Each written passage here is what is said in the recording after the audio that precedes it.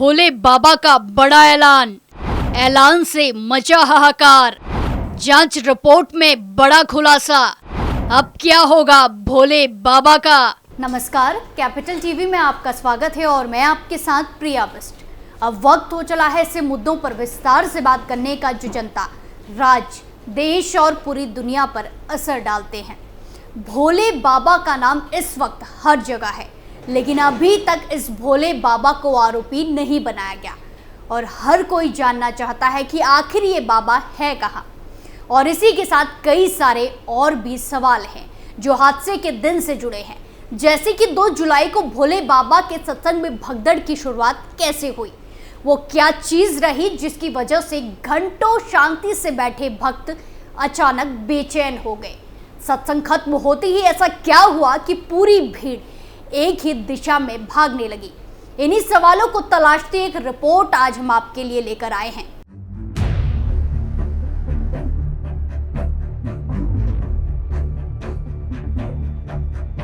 दो जुलाई 2024 यूपी के लिए एक ऐसा दिन जब हाथरस में चारों तरफ लोगों की चीख पुकार सुनाई दे रही थी। पुलिस प्रशासन अलर्ट था, लोग शवों के ढेर में अपनों को ढूंढ रहे थे।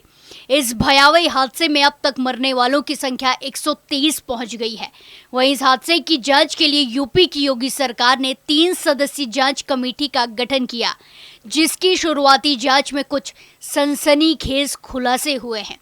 एसआईटी ने अपनी 300 पन्नों की रिपोर्ट में 125 लोगों के बयान दर्ज किए हैं।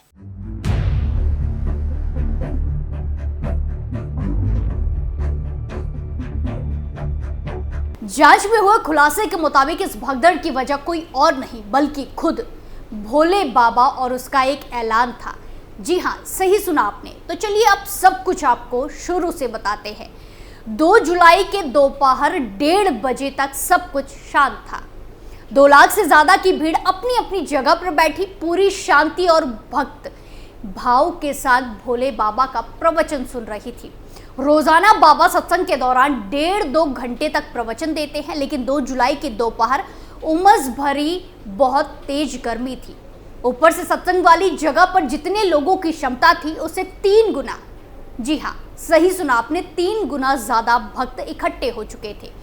इन्हीं 2 वजहों से भोले बाबा ने अपना प्रवचन छोटा कर दिया। जहां बाबा ने दोपहर 12:30 बजे अपना प्रवचन शुरू किया और ठीक 1:30 बजे यानी कि 1 घंटे में ही प्रवचन समाप्त कर दिया। अब तक भी सब कुछ ठीक और शांत था। भक्त अपनी अपनी जगह पर बैठे थे, लेकिन प्रवचन खत्म होने से ऐन पहले भोले बाबा भक्तों को ऐलानिया आदेश देती है कि अब वो उनके चरणों की धूल ले सकते हैं। भोले बाबा के बस इतना कहते ही 2 से 2.5 लाख का हुजूम अचानक खड़ा हो गया। अब हर एक भक्त बाबा के चरणों की धूल की तरफ लपकने लगा और बस यहीं से शुरुआत होती है हाल के वक्त की सबसे खूनी भगदड़ की। इलाहाबाद हाई कोर्ट के रिटायर्ड जज ब्रजेश कुमार श्रीवास्तव की अध्यक्षता में जांच कर रही 3 सदस्यीय कमेटी ने अपनी जांच की शुरुआत उन चश्मदीदों के बयान से की है जो भगदड़ के वक्त सत्संग में मौजूद थे।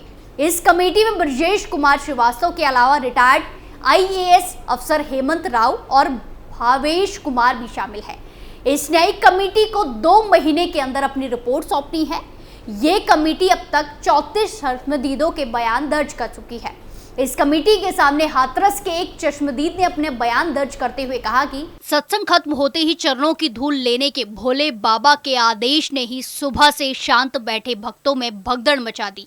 बाबा की रवानगी से पहले ही भक्तों में भगदड़ मच चुकी थी और बाबा ये सब कुछ देख रहे थे, क्योंकि चरणों की धूल लेने के लिए भक्त भोले बाबा के ही करीब जाने की कोशिश कर रहे थे। इस चश्मदीद का दावा है कि यदि भोले बाबा उस वक्त माइक पर भक्तों से एक अपील कर देते तो भक्त शांत होकर अपनी अपनी जगह पर लौट जाते, लेकिन भोले बाबा ने ऐसा नहीं किया।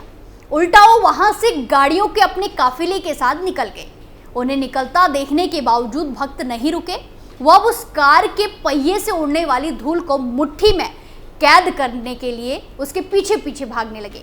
जो धूल उड़ने के लिए झुके और उन्हें पीछे से आती भीड़ गिराती चली गई। फिर किसी को वहां से कभी उठने का मौका ही नहीं मिला। एक दूसरे चश्मदीद के मुताबिक सत्संग वाली जगह पर सुरक्षा का कोई इंतजाम नहीं था, ना ही पुलिस प्रशासन की तरफ से और ना ही भोले बाबा के सेवादारों की तरफ से। भीड़ को बाबा के सेवादारों ने जिस तरह कंट्रोल करने की कोशिश की और जैसे ही उन्हें धक्का दिया गया, उसकी वजह से भी अफरा तफरी फैल गई।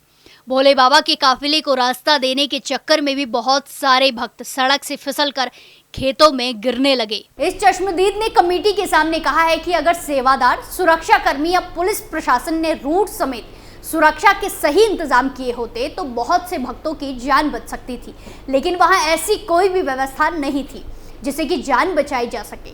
न्यायिक कमेटी हर चश्मदीद का बयान दर्ज करने से पहले उसकी पहचान, सत्संग पर उसकी मौजूदगी के सबूत, किसी तरह के उसके पॉलिटिकल लिंक या बाबा के साथ उसके अच्छे या बुरे रिश्ते की भी पड़ताल कर रही है। चश्मदीदों के बयान के अलावा भगदड़ से पहले और भगदड़ के बाद पुलिस प्रशासन की तैयारियों और नाकामियों की भी जांच करेगी। साथ ही वो हाथरस जिले के उन तमाम अस्पतालों पर भी अपनी रिपोर्ट देगी जहां भगदड़ के बाद घायलों या मुर्दों को ले जाया गया था। कमेटी ये पता करने की कोशिश करेगी क्या अस्पताल या हॉस्पिटल में पर्याप्त डॉक्टर या जरूरी सुविधाएं थी या नहीं। वहीं इस मामले को लेकर रिटायर्ड जज ब्रजेश कुमार श्रीवास्तव ने कहा कि कमेटी सत्संग स्थल का मुआयना कर चुकी है। वो इस बात की भी जांच कर चुकी है कि इस जगह पर कितने लोग इकट्ठा हो सकते हैं। जांच के दौरान हमें जब भी लगेगा हम पूछताछ के लिए किसी को भी बुला सकते हैं। उधर कमेटी के सामने पेश हुए इन चश्मदीदों के बयान के उलट अपने वकील के जरिए भोले बाबा ने यह दावा किया है कि ये भगदड़ एक सोची समझी साजिश थी। बाबा के वकील ने एक प्रेस कॉन्फ्रेंस पर भगदड़ मचने की वजह को लेकर एक डेमो भी दिया है। वकील ने एक स्प्रे दिखाकर ये बताने की कोशिश की कि इसी तरह के जहरीले स्प्रे को भक्तों पर छिड़क कर उनके बीच अफरा तफरी का माहौल बनाया गया। उनका दावा था कि हाथरस हादसे के जरिए नारायण हरि के सत्संग को बदनाम करने की साजिश की जा रही है। सत्संग के दौरान 10 से 15 अज्ञात लोगों ने कमर पर जहरीला नशीला स्प्रे बांधकर लोगों के ऊपर स्प्रे किया था। जो स्प्रे भक्तों पर छिड़का गया वो जहरीला था। उस स्प्रे की वजह से भक्तों को सांस लेने में दिक्कत होने लगी, वो इधर उधर भागने लगे और इसी वजह से भगदड़ मची। हालांकि वो ये नहीं बता पा रहे हैं कि साजिश के पीछे किसका हाथ है, भोले बाबा के कौन कौन दुश्मन हैं और भक्तों में भगदड़ मचाकर वो क्या हासिल करना चाहते थे। वहीं आपको बता दें कि हाथरस में हुए भगदड़ को एक हफ्ते से ज्यादा हो चुका है, लेकिन जिस भोले बाबा के सत्संग में इस भगदड़ की वजह से 130 लोगों की जानें चली गई, वो अब तक सामने नहीं आया है। ना ही पुलिस ना मामले की जांच कर रही न्यायिक कमेटी ने अब तक उसे पूछताछ के लिए बुलाया है। हालांकि अपनी सफाई देने के लिए बाबा ने 2 मिनट का अपना एक बयान जरूर जारी किया था। घटना के बाद से दुखी हूँ, दोषियों को बख्शा नहीं जाएगा, हादसे के जिम्मेदार उपद्रवी छोड़े नहीं जाएंगे, प्रशासन पर भरोसा बनाए रखे, इस दुख की घड़ी में लड़ने की शक्ति दे। 2 जुलाई की घटना के बाद मैं बहुत दुखी हूँ, भगवान हमें इस दर्द को सहने की शक्ति दे, कृपा सरकार और प्रशासन पर भरोसा रखें। बाबा तमाम बड़ी बड़ी बातें अपने बयान में कर रहा है, भक्तों को दिलासा भी दे रहा है, लेकिन 7 दिन बीत गए, अब तक वो अपने खुफिया ठिकाने से बाहर नहीं निकला है। उधर इस हादसे की एसआईटी रिपोर्ट सामने आने के बाद योगी सरकार ने बड़ा एक्शन ले लिया और सिकंदरा मऊ एसडीएम, सीओ और तहसीलदार के साथ साथ 6 अधिकारियों को सस्पेंड कर दिया। एसआईटी ने अपने 300 पेज की रिपोर्ट में इन अधिकारियों की लापरवाही बताई थी।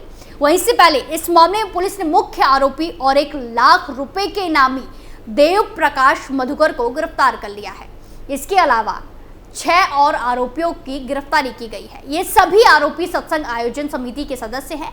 वहीं इस मामले में ताबड़तोड़ एक्शन लिए जा रहे हैं। वहीं जिस हिसाब से जांच रिपोर्ट में सनसनीखेज खुलासे हुए हैं, उसे देखते हुए भोले बाबा पर बड़ा एक्शन हो जाए तो ये हैरानी की बात नहीं होगी। इस पूरे मामले में आपकी क्या राय है, कमेंट कर जरूर बताएं। इस स्पेशल स्टोरी में फिलहाल के लिए इतना ही, फिर पेश होंगे नए मुद्दे के साथ। बाकी तमाम खबरों के लिए देखते रहिए कैपिटल टीवी। नमस्कार।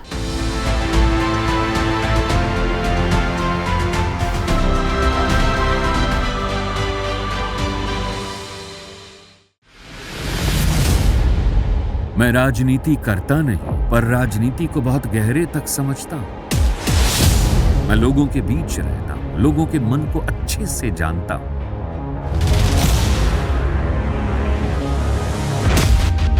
पब्लिक और पॉलिटिक्स की हर नब्ज को खूब पहचानता हूं। संघर्ष की सियासत से सत्ता के सिंहासन तक मैं हर खबर से खरा सच निकालता हूं। ना कोई दौड़, ना कोई race. Capital TV, Uttar Pradesh.